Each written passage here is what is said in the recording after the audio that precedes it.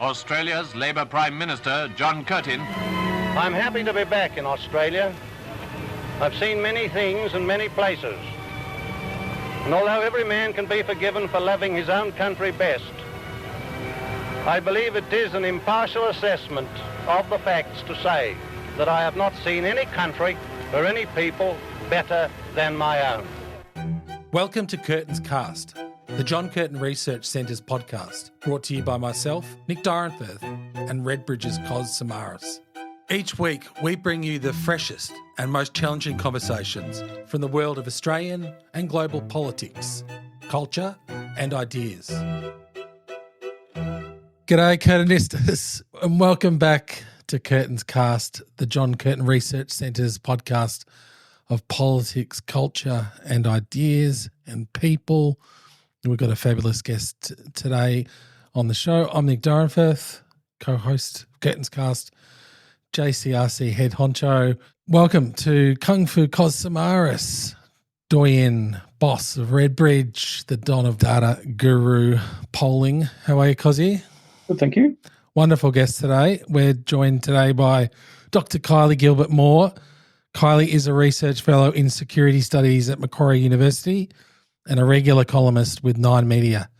She is the author of The Uncaged Sky, My 804 Days in an Iranian Prison, a memoir on being jailed on trumped-up fraudulent espionage charges.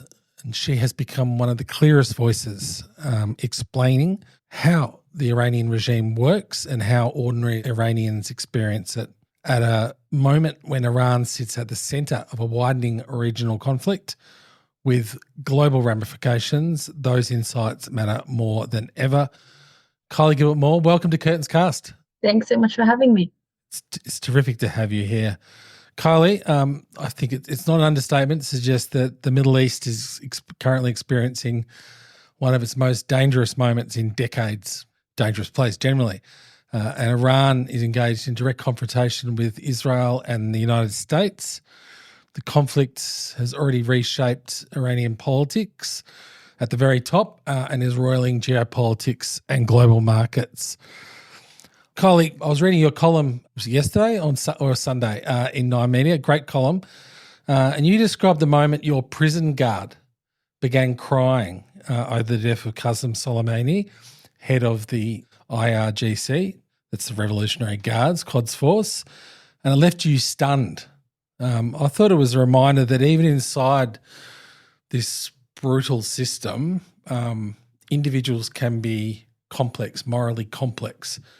What did that moment reveal to you about the regime and the psychology of authoritarian regimes more generally?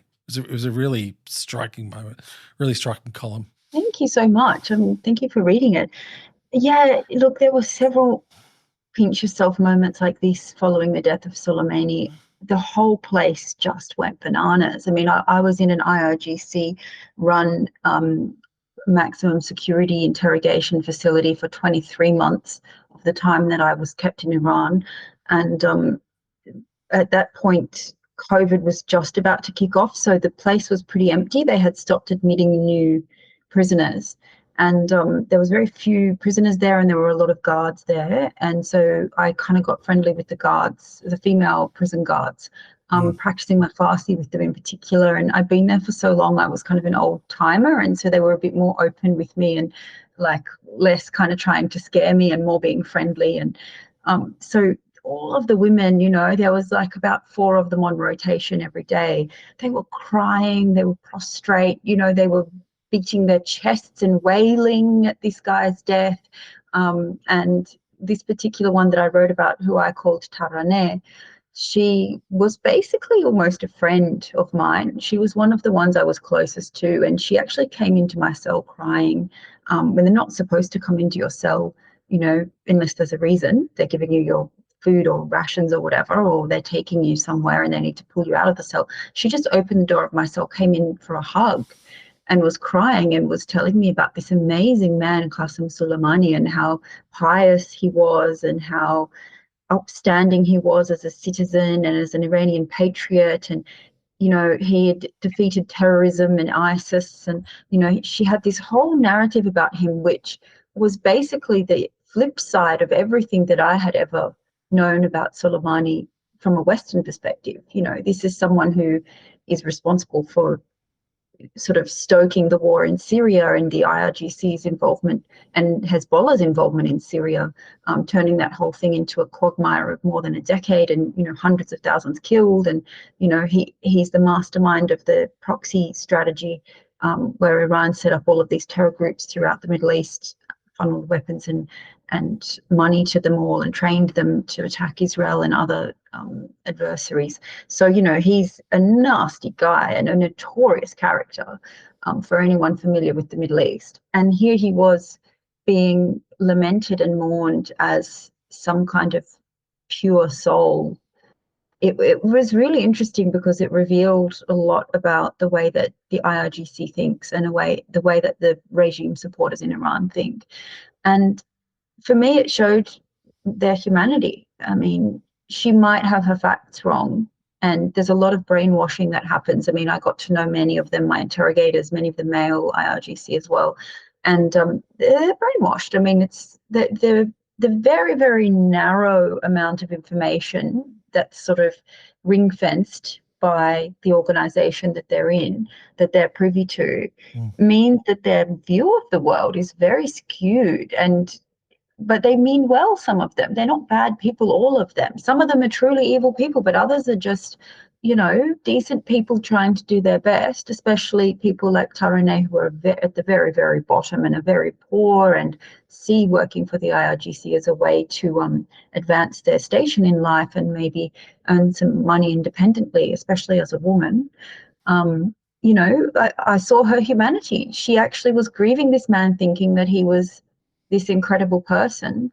And it really, you know, it made me think a lot about these kind of parallel worldviews that we're all enmeshed within in our modern lives.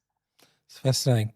Cos is the master of what he calls psychological battery tests at the moment. I find it quite scary. Wondering what Redbridge do to their people. Yeah, it's either your tribe or it's not your tribe. And we are like that as human beings right across the world. It doesn't matter where we live.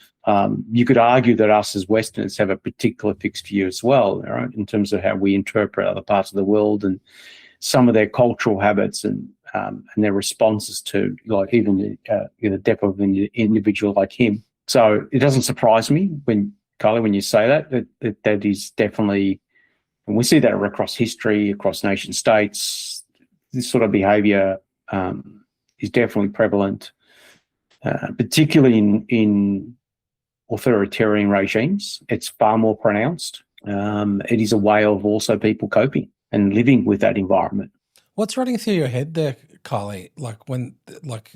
I recommend everyone read Kylie's column online, The Age, Sydney Morning Herald. You know, you talk about giving part of your kebab to Tahraneh, who, as you mentioned, is obviously quite poor, but it would be easy to get caught up in the paranoia of the system and second guess yourself and ask, you know, am I being set up here?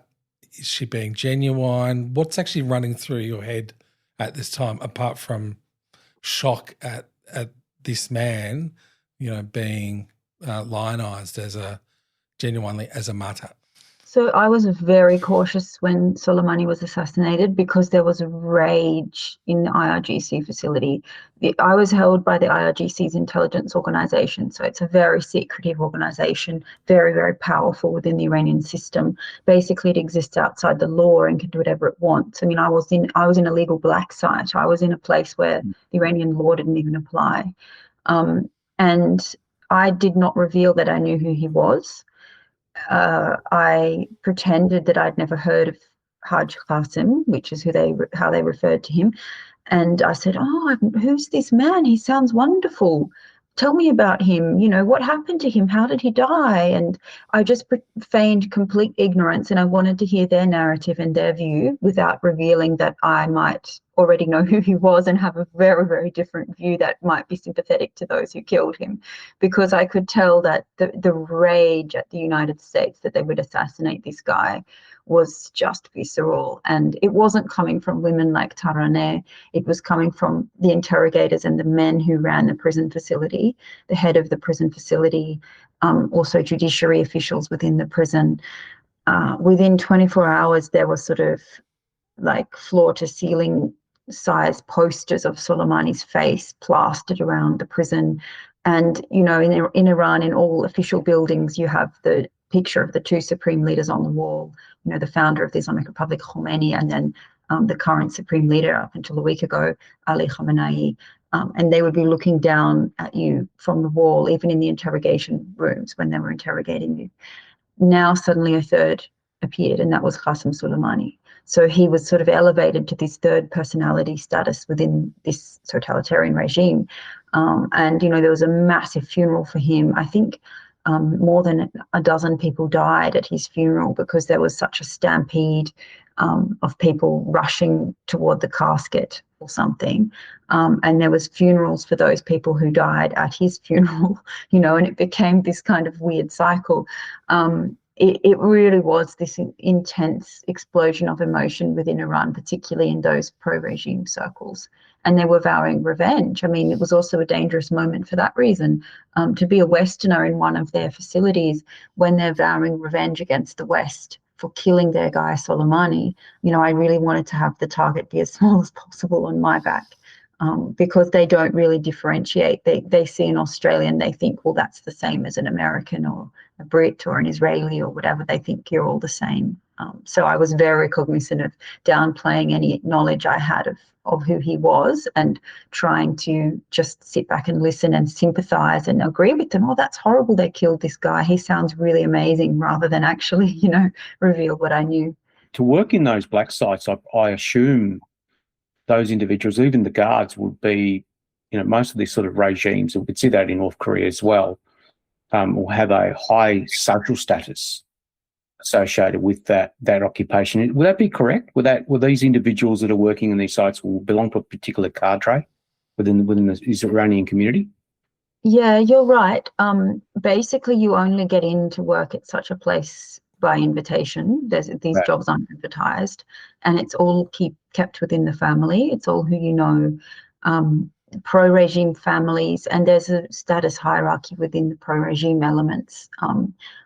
And they, you know, all of the women working there in the women's ward were somebody's wife, sister, daughter, and they got the job through family connections. And many of them would live in kind of closed compounds that were just for the IRGC and their families. So they were kind of kept separate from the rest of the population as well, for their security in a way, I guess, but also to keep tabs on them, to surveil them. They weren't trusted, you know, they didn't trust their own people, the organisation. They would tap their phones, and apparently there was surveillance, you know, at the entry and exit points of their accommodation. And so they were very paranoid, particularly about infiltrators. And it was a sort of a closed circle of people that could take up these positions. It's 1984 stuff, isn't it?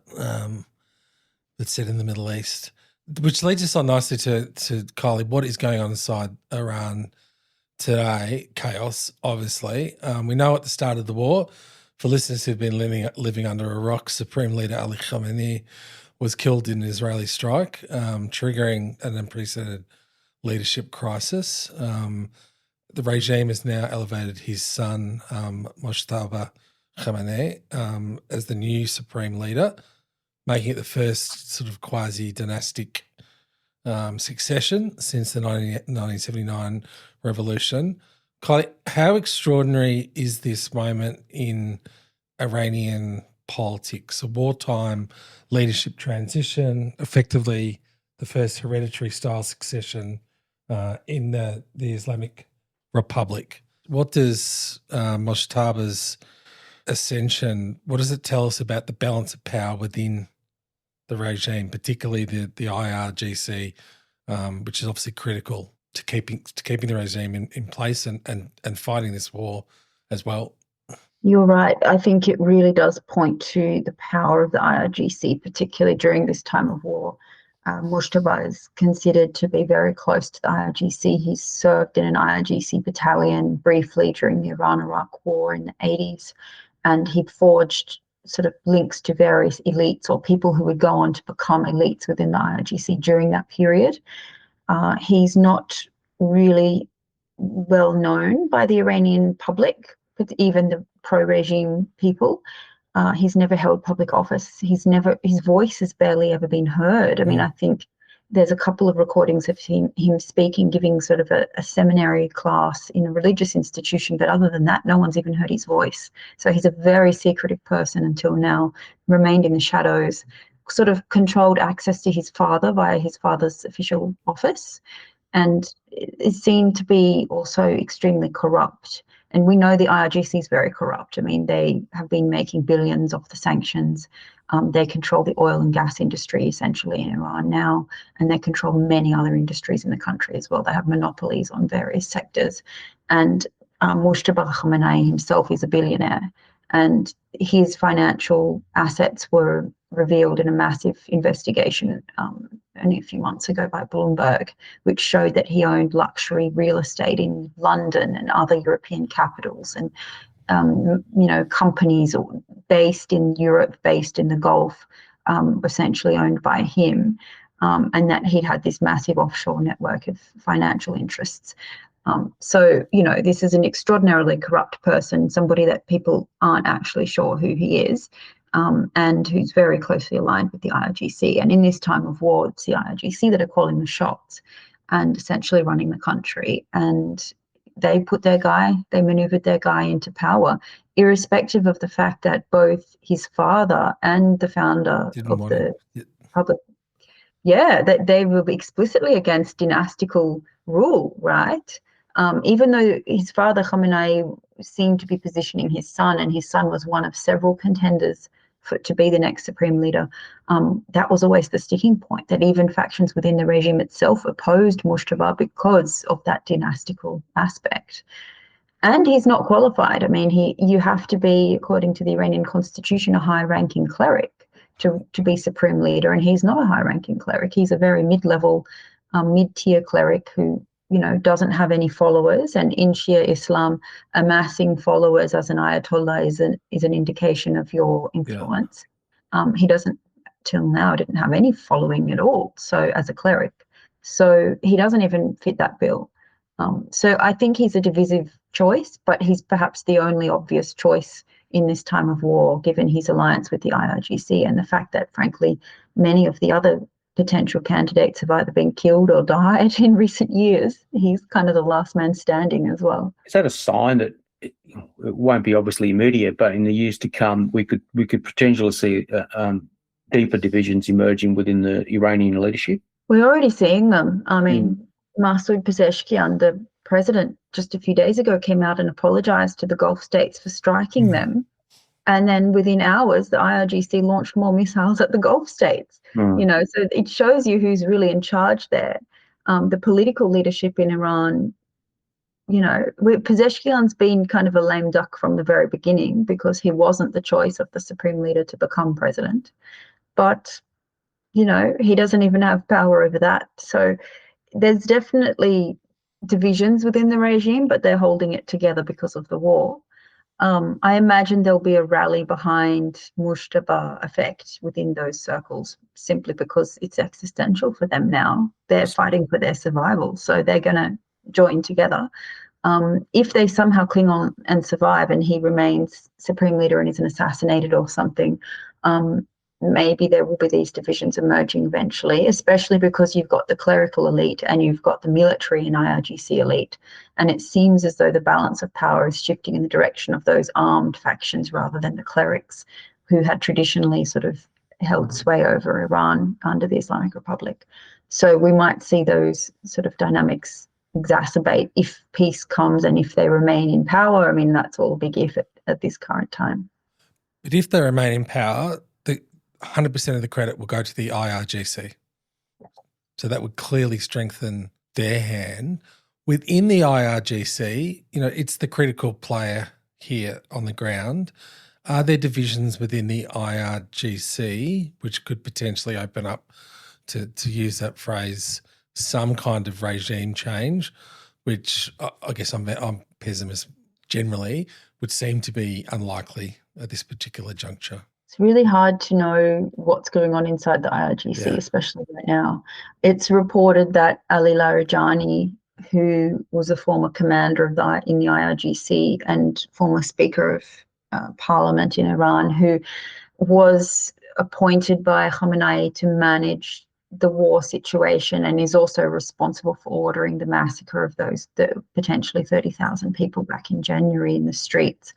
So he's extremely powerful. He's one of the people behind the scenes who hasn't been killed and is still calling the shots. It's reported that he was against Mushtaba's elevation to Supreme Leader and that he had been barracking for his own brother, Sadegh Larijani, who was also a cleric, and he'd been trying to position him to be Supreme Leader. So already there's that divide. And I mean, Larijani and another guy called Kali Bafa, the two IRGC-aligned political elites that have managed to not be assassinated and are still there controlling things behind the scenes. So that could be an interesting dynamic. They have the power, not the president, not Pezeshkian. But certainly if this regime clings on and reconstitutes itself, I think we will see it more in the form of a military regime than a cleric-led. They might have Mushtaba or some cleric there as the fig leaf leader, but it won't be like we saw in the past where the Supreme Leader's office is calling the shots. It might be more that we see the military/IRGC calling the shots with a fig leaf kind of symbolic cleric there as a kind of to whitewash their decision-making or to justify it in religious terms.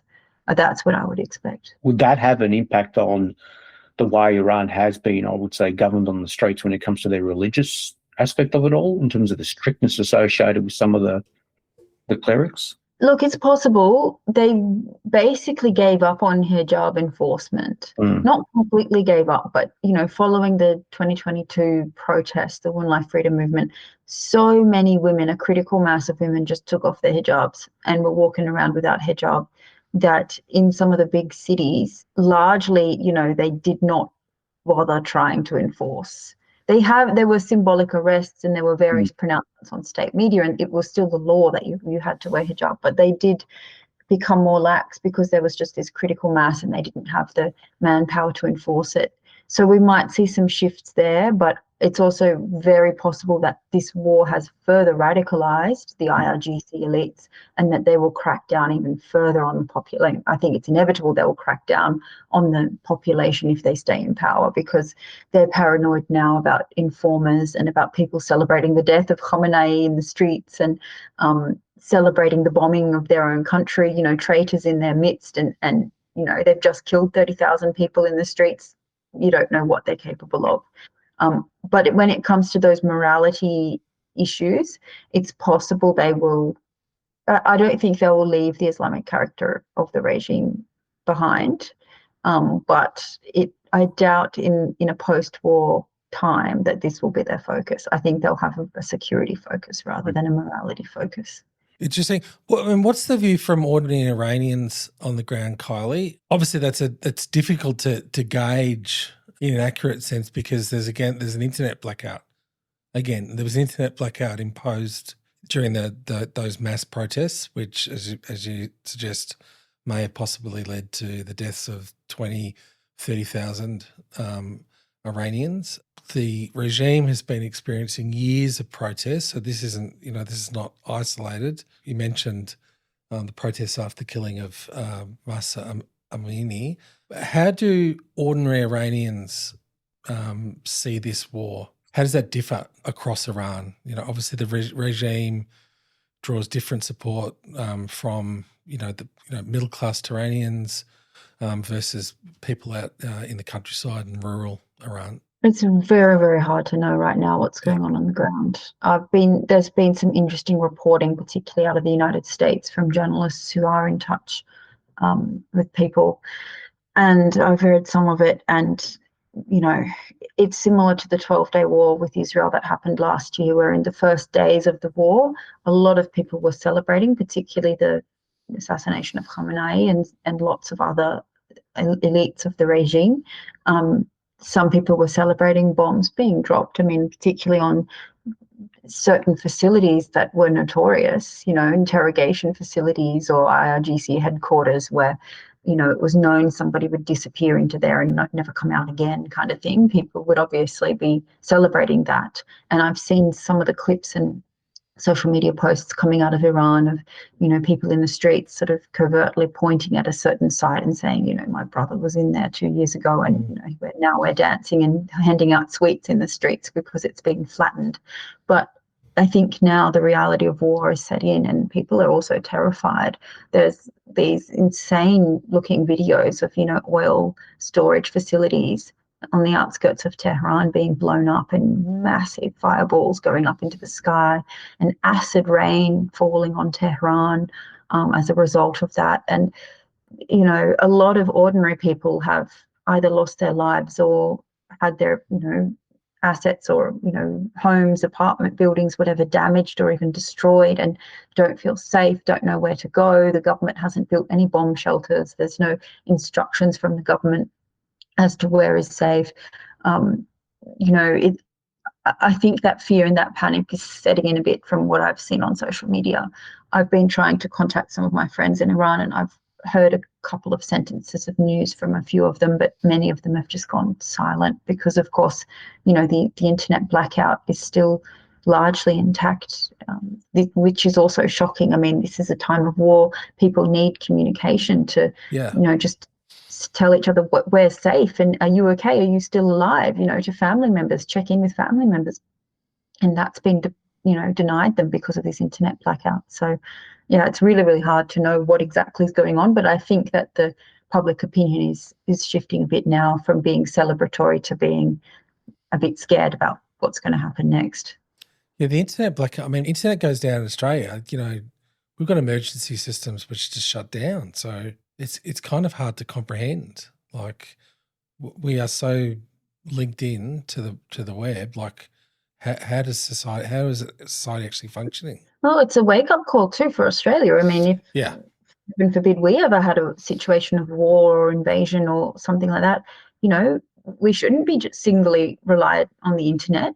If someone cut all of our undersea cables, or if, we need emergency services that might be able to subvert that and use an alternative method, right? Like, if everything's online and we have no backup option, well, we shouldn't think that this will never happen to us ever and we should just, continue on as per usual. I think there are always lessons to be learned for our own security from such. Oh, Kylie, listen, you were in jail during this period, but, we were riding over toilet paper rolls in supermarkets in the early months of COVID. I got to tell you, as someone who loves this country, I don't think we'd hold up particularly well in a global conflict hit our shores. Western countries in particular lack a bit of resilience when it comes to these existential pressures, that's for sure. I think we're dealing with a very different culture. I mean, Iran's like most other countries in that sort of ecosystem. Iranian people are far more resilient than I think Westerners appreciate, I suspect. You're right. And this is not their first time, right? I mean, even the Iran-Iraq War of the 1980s, it went for 8 years. Yep. Tehran was bombed. Many cities were bombed. Chemical weapons were used. That's still very visceral in the national memory. And people aren't used to being bombed at all. I mean, this isn't normally a war zone, but at the same time, they live in a dangerous neighborhood and they have a very dangerous regime in power. So there is that resilience and that understanding you can't trust everyone as well. That kind of trustingness that we have here in Australia and that hope that everything will be okay, everything will work out in the end. I think that's been worn away in a country like Iran. People are much more skeptical and suspicious and maybe pessimistic about the future as well. Shemi Clay, that's accentuated with the generational divide too. The generational divide is playing out in global politics, but it's a huge thing in Iran. As far as I understand it, the population skews more youthful. And I love Gen Z, Cozzy. I love Gen Z. The more we talk about Gen Z, I think they were at the front and center of the recent protests. How does the generational divide play out? And again, I guess there's an important caveat. How does that generational divide play out depending on whether you live in Tehran or you live outside of one of the major cities? I think about 60% of the population's under 30. Yeah. So there's a huge youth bubble. And this generational divide was so stark during, the recent protest movements, particularly the 2022 Women Life Freedom one. this is a young generation that has no interest in Islamic morality or the ideology of the regime. They are very westernized. They're consuming Western content, Western music. They have their own rappers. They have their own TikTok influencers or whatever. They all use VPNs to get onto the various social media apps. They dress like Westerners. They have tattoos. They have piercings. They have no interest whatsoever in the kind of morality norms of their grandparents and potentially their parents. Even those who come from religious families, many of them are dressing in that way and are sort of abandoning the kind of Islamic ethos of the regime. And I saw this in prison. I was in a public prison for a few months, and we were 100 women in one room sleeping in one cell. And I remember they rounded up a pack of teenage girls, and some of them were only 15, 16 years old. They picked them all up at a party, and they were all drinking alcohol and wearing the kind of outfits that a teenage girl would wear here in Australia, without hijab too, of course, mixing with boys. And they took all the teenage boys to the men's prison and all the teenage girls to the women's prison. And they were only in there for about, I think, 12 days or something. And then they bailed them and the parents came and picked them up. But, I mean, can you imagine going to a party, drinking, whatever, and then getting thrown in prison with nothing other than the clothes on your back, And these girls were, they weren't rich. They weren't from the upper class suburb of North Tehran or whatever. We were in a desert prison in the middle of nowhere, and they were, I would say, there's a lot more lower class in that sense, but they were partying, drinking, and they were very gung-ho. I mean, I'd talk to them. They were very curious about me. I don't think they'd ever met a Westerner before. And some of them were like, I'm a boxer, I'm a rapper. One of the girls was rapping in Farsi to me, and they were practicing their English, and they didn't care they were in prison. They were like, oh yeah, this is normal, whatever. It happened to my mate the other day. They were put in a morality police detention center for 3 days or something. Like, I'm going to get out and I'm going to go and party again. And they like trance music, and they like, just how you would imagine.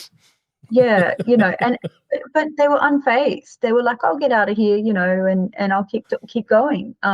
It really, they were the bravest, most courageous people. And these are the people that were unfortunately shot in the streets back in January. I mean, in their thousands upon thousands. It was largely young people, even a large contingent of children, who there's such a disconnect between the regime and their own values and ethos and the way they want to live their life. And it's kind of insurmountable, really, when you've got such a massive youth bulge. The regime's days are numbered for that reason alone. Yeah. Many of them are an older generation. I mean, some of the clerics on this assembly of experts that elected Mujtaba are in their 90s. They're being ruled by 90-year-old old men when you've got, 60% of the population 15, 20, 25 years old. There's not even a common language they can speak to one another, if you know what I mean. Yeah, do you know what your little summation there of what's going on the ground there and the role of Gen Z reminds me of the Soviet Union in the last decade of the Soviet Union. We had aging leaders. They had like three general secretaries of the Communist Party, and thus the Soviet Union within about 4 years before Gorbachev took over.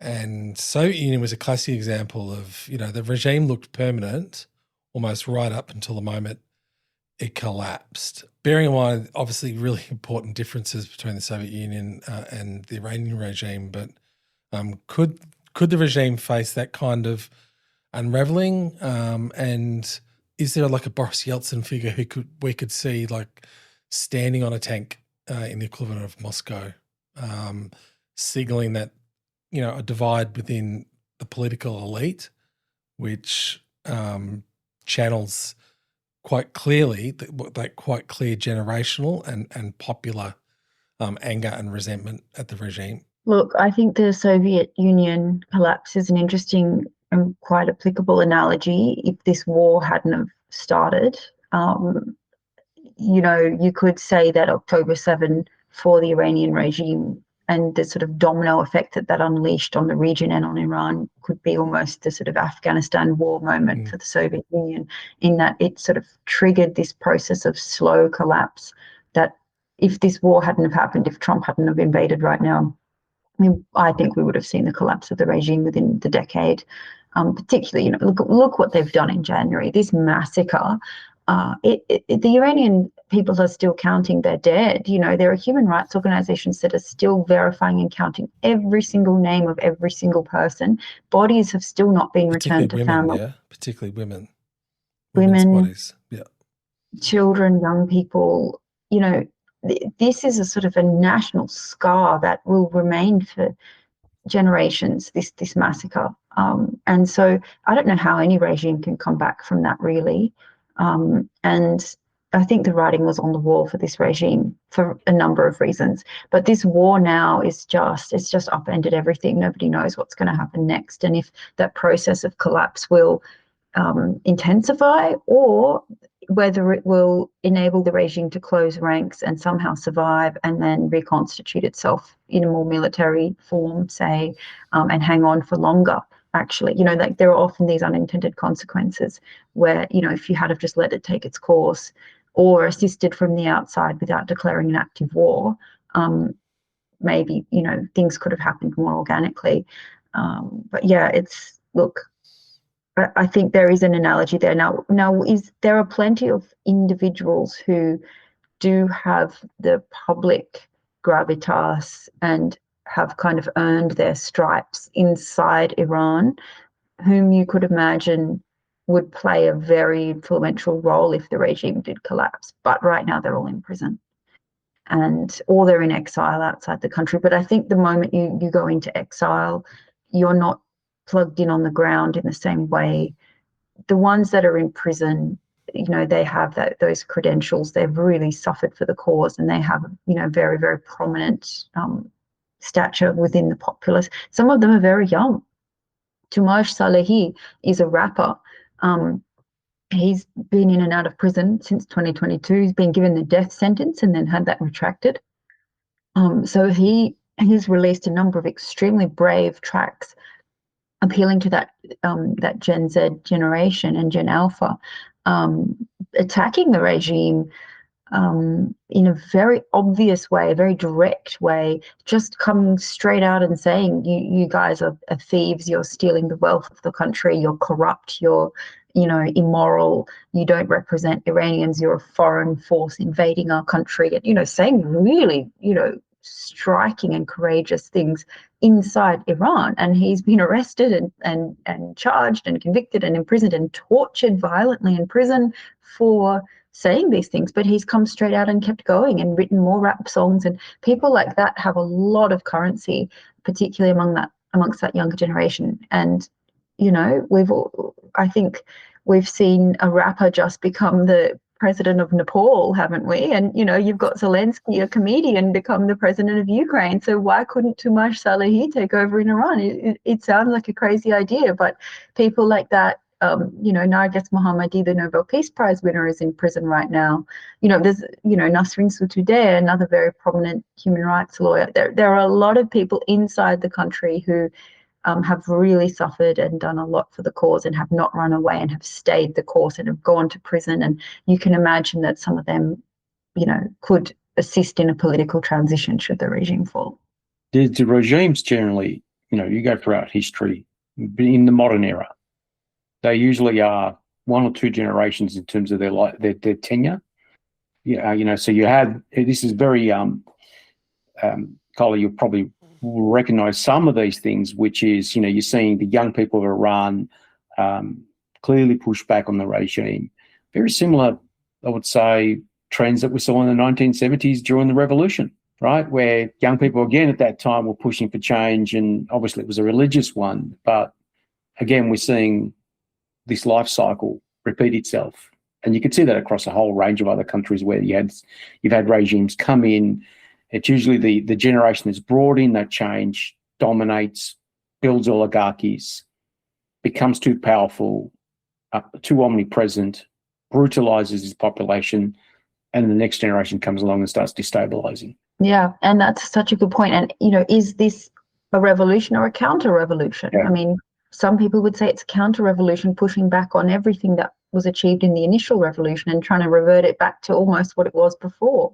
And, you make a good point that many of these young people a generation ago would have been taking part in the 79 revolution. And, they weren't all Islamists. I mean, it was a grand coalition of even left-wing communist parties in Iran, with everyday people, democracy-minded Iranians, and Islamists. All kinds of people took part in the revolution, and it was, Khomeini and the Islamists that took over in the end and pushed out all the other factions and violently repressed and, executed many of the people who had stood beside them in 79 to get rid of the Shah. So you had that sort of score settling happening afterwards with the Islamists emerging on top. But certainly so many different groups and lots of young people participated in 79. And there's a kind of a regret about that and a sort of desire to reverse it altogether, I think. What would a different Iran mean for the Middle East? I mean, its destabilizing influence has been there from 1979 onwards. Conflicts in Iraq, influence in Lebanon, Syria, Iraq, Yemen. What would a different Iran, bearing in mind that we're not going to see, it's unlikely we're going to see, an automatic direct shift to some kind of Western liberal democracy. We've got to be realistic about that. What would that mean for the region generally? Look, we're going to see a different Iran no matter what happens next, no matter who is in power or not in power in Iran. A weaker Iran, a more fragmented Iran, an Iran more consumed with internal power struggles rather than projecting its might externally throughout the region. I mean, this is going to change everything. It's probably good for those who are interested in removing this proxy network and this so-called axis of resistance that Iran has set up over decades of terror groups sponsored by Tehran, operating in various regional conflicts in places like Yemen and Syria and Lebanon. These have been massively weakened. They're still there. I mean, the Houthis are still there, the Hezbollah is still there, Hamas is still there, but the balance has definitely shifted they're out of favor now in that sense, and they're not as strong as they used to be. And we might see further decimation of those groups as Iran weakens. So Iran's ability to project its power into neighboring states and conflict zones will very much diminish no matter what. But then if there is some internal turmoil or strife within the country, that will probably spill over into neighboring states as well. So it's any kind of instability like that, given the ethnic makeup of the country, and you've got so many ethnic minorities. About 50% of the population is an ethnic minority in Iran, non-Persian. So all kinds of scenarios are feasible. I think even among the ethnic minorities, there is quite a lot of agreement that the territorial integrity of the country should be maintained no matter what. So even there are sizable portions of the Kurds and certainly Azeris and other influential groups that want to stay part of Iran and keep Iran, as one federal country, perhaps with more autonomy to their regions and their provinces, but not to break it up in some way. And I think that probably is unlikely to happen. But you can imagine any, kind of internal conflict, perhaps to remove the regime from power, if that was possible, would spill over anyway. And you'd have other countries, perhaps the Gulf countries, which have been treated so poorly and been double-crossed by Iran. I mean, many of them were mediating on Iran's behalf and certainly had remained neutral, have now been attacked viciously, even worse than Israel has been attacked. You can imagine they now have a stake in ensuring Iran remains weak and incapable of attacking them again once this comes to an end. So could we see Gulf countries meddling in Iran's internal affairs as well? I think it's not going to remain contained within the borders of Iran no matter what happens, but we'll probably see a more stable Middle East in other parts eventually, because that Iranian hand has been removed and those proxies have been defanged. I hope so, at least, particularly in the Levant. I mean, Lebanon is being striked again, and the Lebanese, you could just see them going, oh my God, not again. Look, leave us out of this. We don't want to be dragged into Iran's war. We're trying to rebuild our country and remove Hezbollah from the power and influence it used to enjoy over Lebanon. And now Hezbollah's dragged them in again. So hopefully it will have a stabilizing effect on Lebanon and Syria, and perhaps Yemen as well. But as predicting the future is a fool's game, and maybe I've attempted to do that way too much here, and none of what I've said will come to pass. No, but I mean, final question. I am interested. I mean, given everything that's happening, terrible regional war with the terrible human cost, new supreme leader. Are you ultimately optimistic or pessimistic about Iran's future? I mean, this is, to people who aren't familiar with Iran, this is an incredible ancient civilization, the Persian civilization, bearing in mind that, Persians aren't the only people living in Iran. It's a really diverse country, but it's an incredible country based on incredible civilization. Are you optimistic or pessimistic about Iran's future? Long term, I'm optimistic. Short term, I'm pessimistic. Yeah. I think, as you said, this is an ancient civilization. It's, the ideas like human rights are thousands of years old in Iran, going back to Cyrus the Great, and they're proud of that heritage. And their sense of nationhood and peoplehood is so deep rooted. This isn't an imaginary country drawn up by colonial powers on a map, like some of the Arab states in the region or Afghanistan. This is a country that's existed for thousands of years in some form or another. And I think they have that cohesiveness and that sense of a national identity and a shared heritage to move forward with. They're proud of their heritage. They want to rebuild and remove this regime from power and build an Iran that they deserve. And I think having that ethos there, and they're genuinely attached to democracy, they're genuinely attached to ideas like human rights, most of them anyway. And so I think that will hold them in good stead in the long term, and that we will see a nation building effort underway in Iran, particularly if outside powers step in to help if this regime is removed. But in the short term, I have no faith in Donald Trump and his ability to stay the course. I think he will cut and run, particularly when it gets tricky domestically and the midterms are approaching. Trump has never been interested in democratization. He doesn't care if the regime is gone or not. He's already said he's happy to make a deal with some faction of the regime that wants to talk to him and offer him something, might be more amenable to, dealing with the US on its terms, like we saw with Delcy Rodriguez in Venezuela. He wants a Delcy character in Iran, and he'd be happy to then end things and move on, and sort of characterize it as a victory. And, in that he's very distinct from Netanyahu, who, I think for the Israelis, they want full regime change because for them it's existential. This regime will continue to threaten Israel if it remains in power.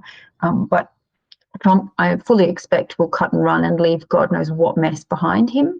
Mess not just in Iran, but in the Gulf and elsewhere as well, and could abandon the Iranian people once again to this regime and allow it to continue in power. That's my fear. And then you'll see another round of conflict at some point, maybe not a big war like a regional war like what we're seeing now, but you'll see internal conflict within Iran again. So I don't think there are any good options right now, for this war. You can't impose regime change through airstrikes alone. But then what are you going to do? You can't rebuild Iran and give its people the thriving liberal democracy that they want when you've got this regime that refuses to go. So it's so tricky. I don't know the path forward, but my long-term feeling is one of optimism, but my short-term is certainly, I hope I'm wrong, but I'm quite pessimistic about where all of this might end up. Kylie, you are right. That part, Iran, or the Persians, as the ancients used to call them and refer to them, they've been at the epicenter of power within that part of the world for thousands upon thousands of years. They're the only civilization, in my opinion, that stopped the Romans, for example. Not many people will understand that part of history, but it's actually quite a profound part of history, and they will continue long term to be at the epicenter of that part of the world. So whatever Trump's doing right now, it's very short term because Iran, in whatever form it exists, will always be there. I agree.